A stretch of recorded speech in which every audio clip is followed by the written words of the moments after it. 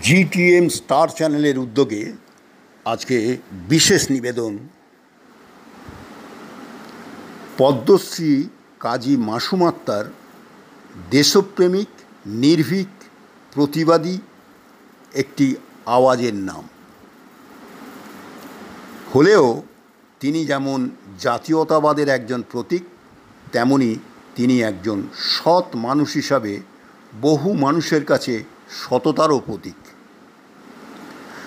সমগ্র ভারতবর্ষের মধ্যে তিনি একমাত্র মুসলিম মাদ্রাসা প্রধান শিক্ষক যিনি প্রায় প্রাণের ঝুঁকি নিয়ে সম্পূর্ণ ব্যক্তিগত উদ্যোগে শুধুমাত্র তার ছাত্রদের জাতীয়তাবাদে উদ্বুদ্ধ করার জন্য তার স্কুলের প্রার্থনাতে ছাত্রদের দিয়ে জাতীয় সঙ্গীত গাইয়েছিলেন।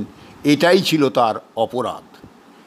এই শুনে মৌলবাদীরা হায়নার মতো তার উপর ঝাঁপিয়ে পড়েছিল। সেদিন তাকে প্রাণে মেরে ফেলতে চেয়েছিল তারা, কিন্তু রাখে হরি তো মারে কে।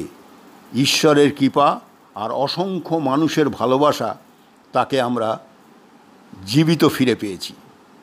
কাজী মাসুম আক্তার মারা গেছে ভেবে যে দুষ্কৃতীরা সেদিন উল্লাস করেছিল, সেই শত্রুর মুখে ছাই দিয়ে সেদিন কাজী মাসুম আক্তার শুধু বেঁচে উঠেছে তাই নয়, তিনি প্রায় 10 গুণ বেশি প্রতিবাদী হয়ে লক্ষ লক্ষ মানুষের প্রতিনিধি হিসাবে আবির্ভূত হয়েছেন।